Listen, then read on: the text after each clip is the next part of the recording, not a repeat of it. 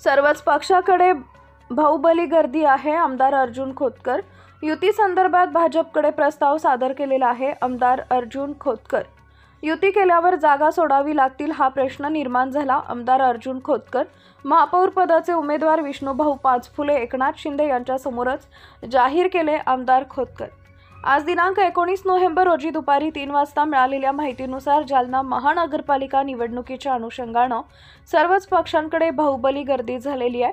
युती संदर्भात भाजपकडे प्रस्ताव सादर केलेला असून भाजपचे जिल्हाध्यक्ष आमदार अर्जुन खोतकर, नारायण कुचे, भाजपचे महानगराध्यक्ष भास्करराव दानवे यांच्याकडे प्रस्ताव सादर केला असून युती केल्यास जागा लागतील यासाठी प्रश्न निर्माण झालेला आहे. महापौर पदाचे उमेदवार विष्णुभाऊ पाचफुले यांना एकनाथ शिंदे यांच्या समोरच जाहीर केलेला आहे, अशी प्रतिक्रिया शिवसेना नेते आमदार अर्जुन खोतकर यांनी दिली आहे.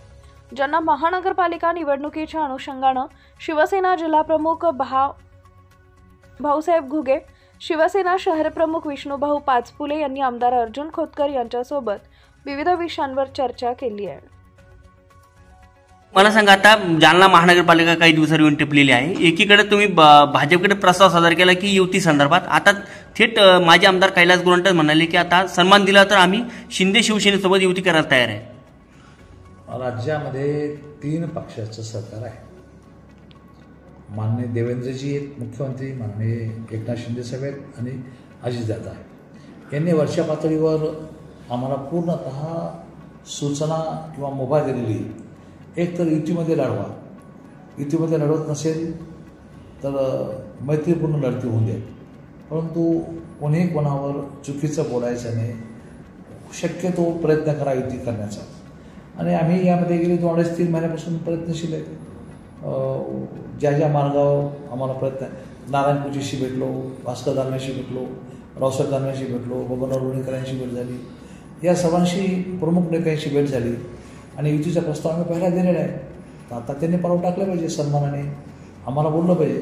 आम्ही निश्चितपणे युती करायला तयार होतो. आजही आहे, उद्या आहे, परवा आहे, होईल मला असं वाटतं.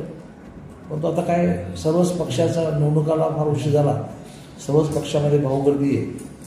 का नारायणरावचं स्टेटमेंट बी ऐकलं किंवा मागणारे कार्यकर्ते खूप आहेत आणि मग युती केल्यानंतर जागा सोडावं लागतील आणि मग कसं काय त्यामध्ये जमेल.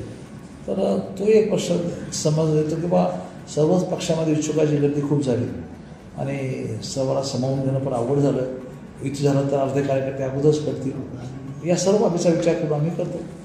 आम्हाला युती करायची, आपल्या मतामध्ये पोट पडायचे नाही. जालना महानगरपालिका शिवसेना ताब्यात आल्यावर महापौर कायम राहील का शिंदे शिवसेना? आता माननीय शिंदे साहेबांच्या सभेत सांगितलं काय राहिलं मग ती बोलायचं.